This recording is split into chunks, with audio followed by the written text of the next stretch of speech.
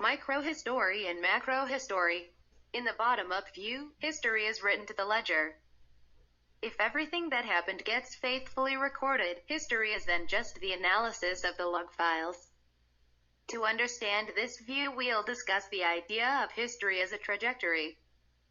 Then we'll introduce the concepts of microhistory and macrohistory, by analogy to microeconomics and macroeconomics. Finally, we'll unify all this with the new concept of cryptohistory. History is a cryptic epic of twisting trajectories. What happens when you propel an object into the air? The first thing that comes to mind is the trajectory of a ball. Throw it and witness its arc. Just a simple parabola, an exercise in freshman physics. But there are more complicated trajectories. 1. A boomerang flies forward and comes back to the origin. 2. A charged particle in a constant magnetic field is subject to a force at right angles and moves in a circle. 3. A rocket with sufficient fuel can escape the Earth's atmosphere rather than coming back down. 4. A curveball, subject to the Magnus effect, can twist in midair en route to its destination. 5. A projectile launched into a sufficiently thick gelatin decelerates without ever hitting the ground. 6. A powered drone can execute an arbitrarily complicated flight path mimicking that of a bumblebee or helix. So, how a system evolves with time, its trajectory, can be complex and counterintuitive, even for something small. This is a good analogy for history. If the flight path of a single inanimate object can be this surprising, think about the dynamics of a massive multi-agent system of highly animate people. Imagine billions of humans springing up on the map, forming clusters, careening into each other, creating more humans, and throwing off petabytes of data exhaust the whole way. That's history. And the time frames involved make it tough to study.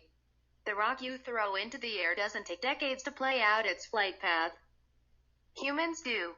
So a historical observer can literally die before seeing the consequences of an action. Moreover, the subjects of the study don't want to be studied. A mere rock isn't a stealth bomber. It has neither the motive nor the means to deceive you about its flight path. Humans do. The people under the microscope are fogging the lens. So, the scale is huge, the time frame is long, and the measurements aren't just noisy but intentionally corrupted. We can encode all of this into a phrase: history is a cryptic epic of twisting trajectories. Cryptic, because the narrators are unreliable and often intentionally misleading. Epic, because the time scales are so long that you have to consciously sample beyond your own experience and beyond any human lifetime to see patterns. Twisting, because there are curves, cycles, collapses, and non-straightforward patterns. And trajectories, because history is ultimately about the time evolution of human beings, which maps to the physical idea of a dynamical system, of a set of particles progressing through time. Put that together, and it wipes out both the base rater's view that today's order will remain basically stable over the short term, and the complementary view of a long term, the arc of the moral universe is long. But it bends toward justice. It also contests the idea that the fall of the bourgeoisie and the victory of the proletariat are equally inevitable. Or that no two countries on a Bitcoin standard will go to war with each other, or even that technological progress has been rapid. So we can assume it will continue and society will not collapse. Those phrases come from different ideologies, but each of them verbally expresses the clean parabolic arc of the rock. History isn't really like that at all. It's much more complicated. There are certainly trends, and those phrases do identify real trends, but there is also pushback to those trends, counterforces that arise in response to applied forces. Syntheses that form from theses and antitheses, and outright collapses. Complex dynamics, in other words. And how do we study complex dynamical systems? The first task is to measure. Microhistory is the history of reproducible systems. Microhistory is the history of a reproducible system, one which has few enough variables that it can be reset and replayed from the beginning in a series of controlled experiments. It is history as a quantitative trajectory, history as a precise log of measurements. For example, it could be the record of all past values of a state space vector in a dynamical system. The account of all moves made by two deterministic algorithms playing chess against each other. Or the chronicle of all instructions executed by a journaling file system after being restored to factory settings. Microhistory is an applied subject where accurate historical measurement is of direct, technical and commercial importance. We can see this with technologies like the Kalman filter, which was used for steering the spaceship used in the moon landing. You can see the full technical details here, but roughly speaking, the Kalman filter uses past measurements xt-1, xt-2, xt-3 to inform the estimate of a system's current state xt, the action that should be taken ut, and the corresponding prediction of the future state xt+1, should that action be taken. For example, it uses past velocity, direction, headings, fuel levels, and the like to recommend how a space shuttle should be steered at the current time step. Crucially, if the microhistory is not accurate enough, if the confidence intervals around each measurement are too wide, or if, say, the velocity estimate is wrong altogether, then the Kalman filter does not work and Apollo doesn't happen. At a surface level, the Kalman filter resembles the kind of time series analysis that's common in finance. The key difference is that the Kalman filter is used on reproducible systems while finance is typically a non-reproducible system. If you're using the Kalman filter to guide a drone from point A to point B, but you have a bug in your code and the drone crashes, you can simply pick up the drone, put it back on the launch pad at point A, and try again. Because you can repeat the experiment over and over, you can eventually get very precise measurements and a functioning guidance algorithm. That's a reproducible system. In finance, however, you usually can't just keep rerunning a trading algorithm that makes money and get the same result. Eventually, your counterparties will adapt and get wise. A key difference relative to our drone example is the presence of animate objects, other humans, who won't always do the same thing given the same input. In fact, they can often be adversarial, observing and reacting to your actions, intentionally confounding your predictions, especially if they can profit from doing so. Past performance is no guarantee of future results in finance, as opposed to physics. Unlike the situation with the drone, a market isn't a reproducible system. Microhistory thus has its limits, but it's an incredibly powerful concept. If we have good enough measurements on the past, then we have a better prediction of the future in an extremely literal sense. If we have tight confidence intervals on our measurements of the past, if the probability distribution p xt-1 is highly peaked, then we get correspondingly tight confidence intervals on the present p xt and the future p xt+1.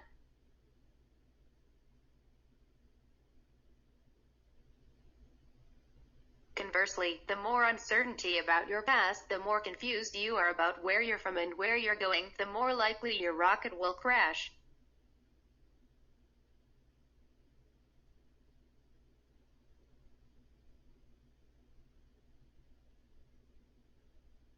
It's Orwell more literally than he ever expected. He who controls the past controls the future, in the direct.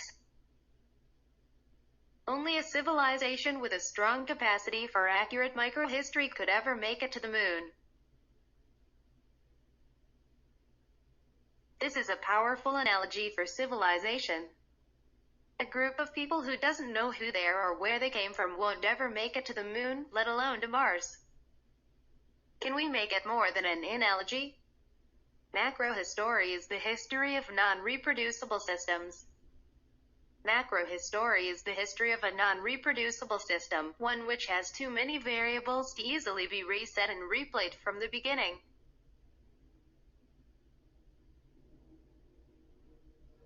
It is history that is not directly amenable to controlled experiment.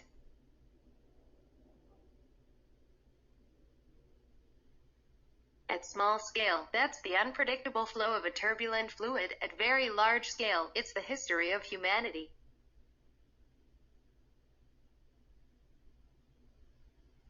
We think of macrohistory as being on a continuum with microhistory.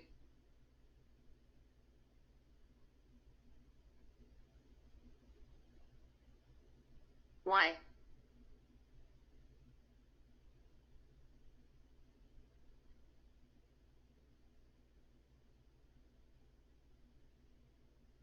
We'll make a few points and then tie them all together.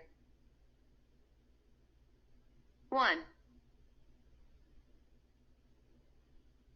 First, science progresses by taking phenomena formerly thought of as non-reproducible, and hence unpredictable systems, isolating the key variables, and turning them into reproducible, and hence predictable, systems.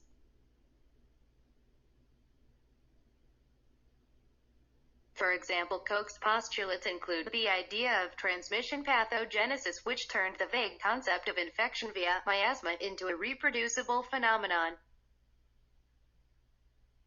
Expose a mouse to a specific microorganism in a laboratory setting and an infection arises, but not otherwise. 2. Second, and relatedly, science progresses by improved instrumentation, but better record keeping. Star charts enabled celestial navigation. Johann Balmer's documentation of the exact spacing of hydrogen's emission spectra led to quantum mechanics. Gregor Mendel's careful counting of pea plants led to modern genetics. Things we counted as simply beyond human ken, the stars, the atom, the genome, became things humans can comprehend by simply counting. 3. Third, how do we even know anything about the history of ancient Rome or Egypt or medieval Europe? From artifacts and written records. Thousands of years ago, people were scratching customer reviews into a stone tablet, one of the first tablet-based apps. We know who Abelard and Heloise were from their letters to each other. We know what the Romans were like from what they recorded. To a significant extent, what we know about history is what we've recovered from what people wrote down. 4. Fourth, today, we have digital documentation on an unprecedented scale. We have billions of people using social media each day for almost a decade now. We also have billions of phones taking daily photographs and videos. We have countless data feeds of instruments. And we have massive hard drives to store it all. So, if reckoned on the basis of raw bytes, we likely record more information in a day than all of humanity recorded up to the year 1900. It is by far the most comprehensive log of human activity we've ever had. We can now see the continuum between macrohistory and microhistory. We are collecting the kinds of precise quantitative microhistorical measurements that typically led to the emergence of a new science, but at the scale of billions of people. And going into our second decade.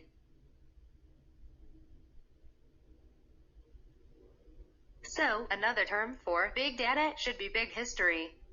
All data is a record of past events, sometimes the immediate past, sometimes the past of months or years ago. Sometimes, in the case of Google Books or the digital Michelangelo project, the past of decades or centuries ago. After all, what's another word for data storage in a computer? Memory. Memory, as in the sense of human memory, and as in the sense of history. That memory is commercially valuable. A technologist who neglects history ensures their users will get exploited. Proof. Consider reputation systems. Any scaled marketplace has them. The history of an Uber driver or riders on platform behavior partially predicts their future behavior. Without years of star ratings, without memories of past actions of millions of people, these platforms would be wrecked by fraud. Macrohistory makes money. This is just one example. There are huge short and long-term incentives to record all this data, all this microhistory and macrohistory. And future historians will study our digital log to understand what we were like as a civilization. Bitcoin's blockchain is a technology for robust macrohistory. There are some catches to the concept of digital macrohistory, though: silos, bots, censors, and fakes. As we'll show, Bitcoin and its generalizations provide a powerful way to solve these issues. First, let's understand the problems of silos, bots, censors, and fakes. The macro-historical log is largely siloed across different corporate servers on the premises of Twitter and Facebook and Google. The posts are typically not digitally signed or cryptographically time-stamped, so much of the content is, or could be, from bots rather than humans. Inconvenient digital history can be deleted by putting sufficient pressure on centralized social media companies or academic publishers censoring true information in the name of taking down disinformation, as we've already seen. And the advent of AI allows highly realistic fakes of the past and present to be generated. If we're not careful, we could drown in fake data. So, how could someone in the future, or even the present, know if a particular event they didn't directly observe was real? The Bitcoin blockchain gives one answer. It is the most rigorous form of history yet known to man, a history that is technically and economically resistant to revision. Thanks to a combination of cryptographic primitives and financial incentives, it is very challenging to falsify the who, what, and when of transactions written to the Bitcoin blockchain. Who initiated this transfer? What amount of Bitcoin did they send? What metadata did they attach to the transaction, and when did they send it? That information is recorded in the blockchain and sufficient to give a bare-bones history of the entire Bitcoin economy since 2009. And if you sum up that entire history to the present day, you also get the values of how much BTC is held by each address. It's an immediatist model of history, where the past is not even past, it's with us at every second. In a little more detail, why is the Bitcoin blockchain so resistant to the rewriting of history? To falsify the who of a single transaction, you'd need to fake a digital signature. To falsify the what, you'd need to break a hash function. To falsify the when, you'd need to corrupt a timestamp. And you'd need to do this while somehow not breaking all the other records cryptographically connected to that transaction through the mechanism of composed block headers. Some call the Bitcoin blockchain a time chain, because unlike many other blockchains, its proof-of-work mechanism and difficulty adjustment ensure a statistically regular time interval between blocks, crucial to its function as a digital history. I recognize that these concepts and some of what follows is technical. Our whirlwind term may provoke either familiar head nodding or confused head scratching. If you want more detail, we've linked definitions of each term, but fully explaining them is beyond the scope of this work. However, see the Truth Machine for a popular treatment in Dan Bonna's cryptography course for technical detail. Nevertheless, here's the point for even a non-technical reader: the Bitcoin blockchain gives a history that's hard to falsify. Unless there's an advance in quantum computing, a breakthrough in pure math, a heretofore unseen bug in the code, or a highly expensive 51% attack that probably only China could muster. It is essentially infeasible to rewrite the history of the Bitcoin blockchain, or anything written to it. And even if such an event has happened, it wouldn't be an instantaneous burning of Bitcoin's Library of Alexandria.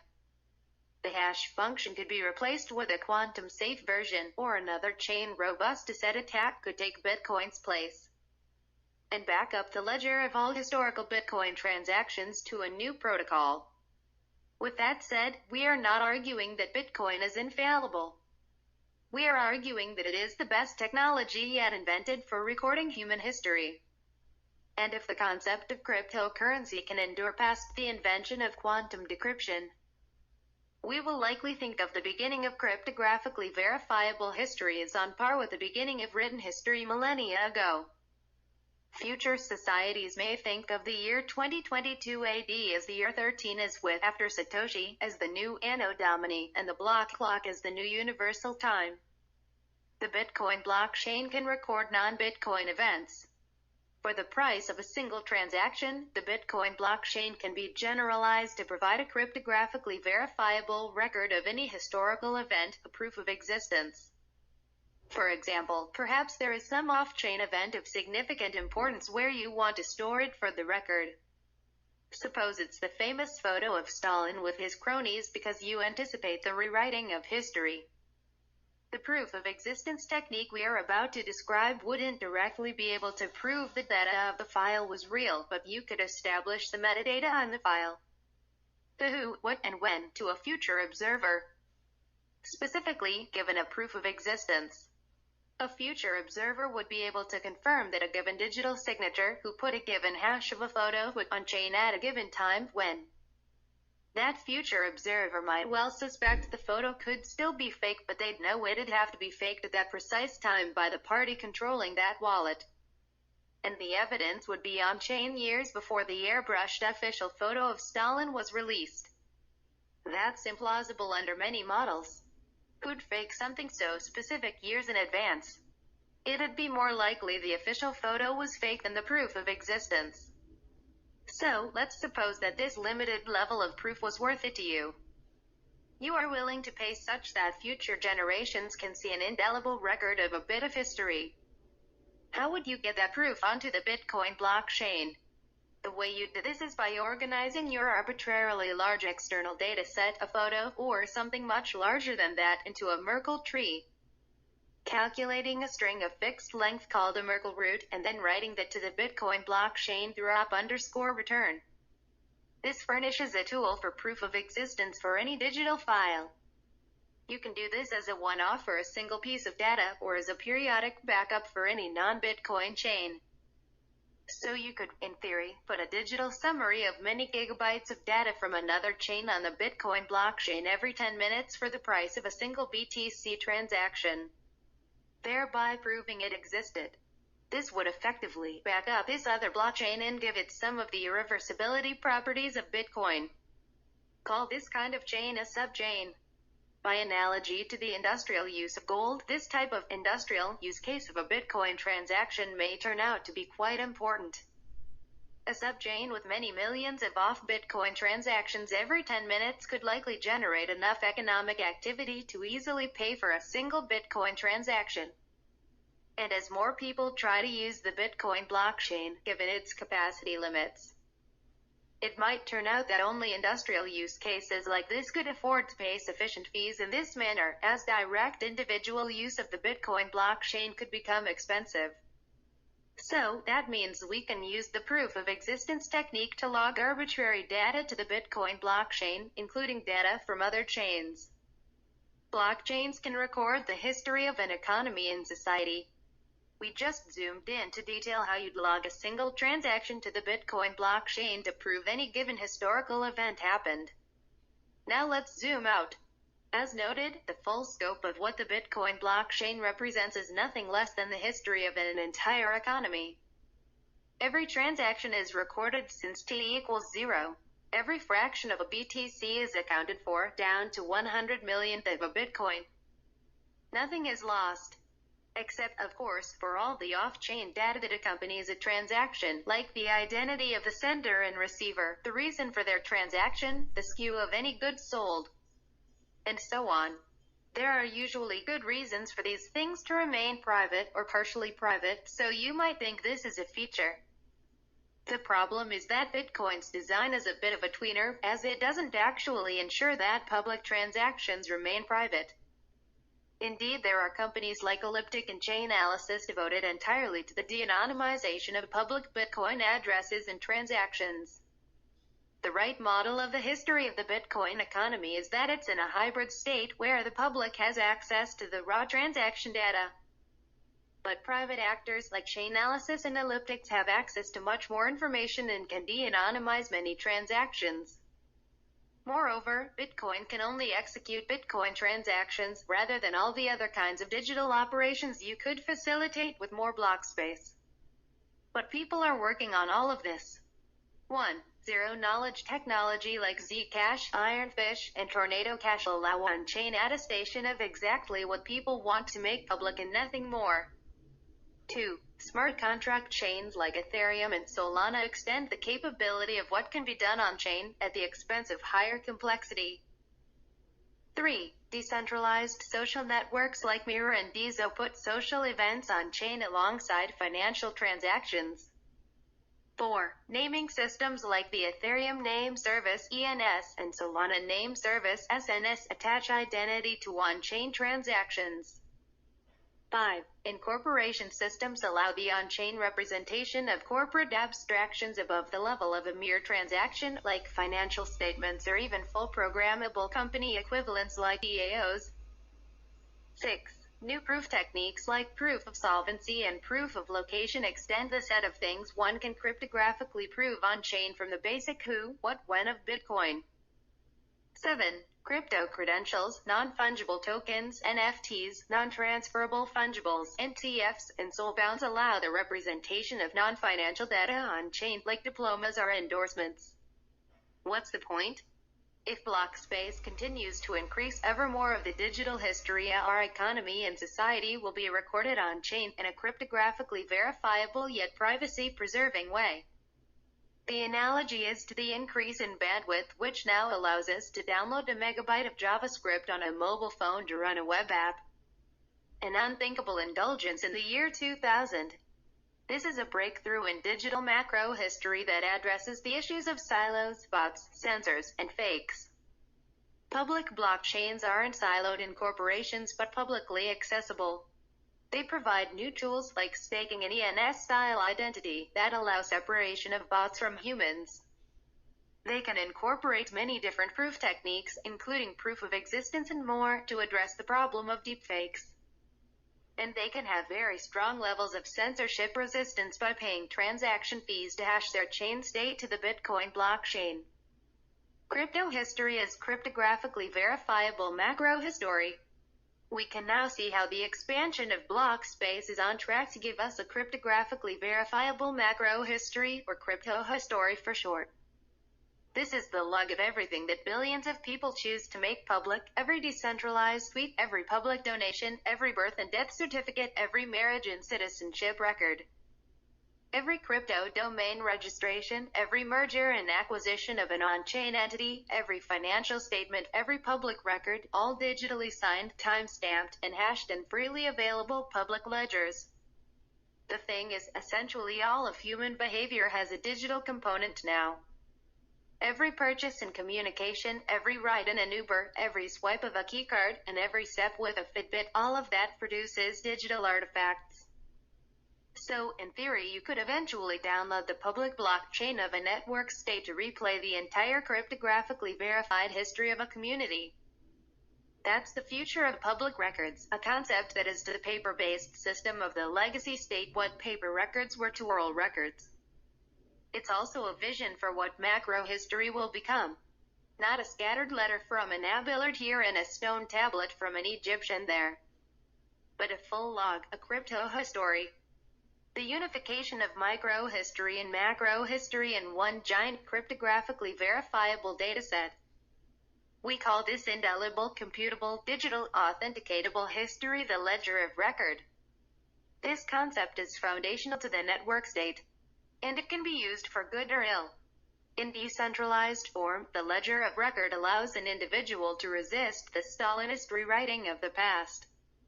It is the ultimate expression of the bottom-up view of history as what's written to the ledger.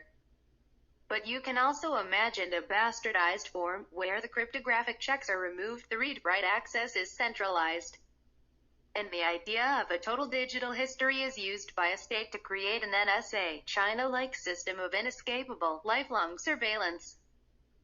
This in turn leads us to a top-down view of history, the future trajectory we want to avoid, where political power is used to defeat technological truth.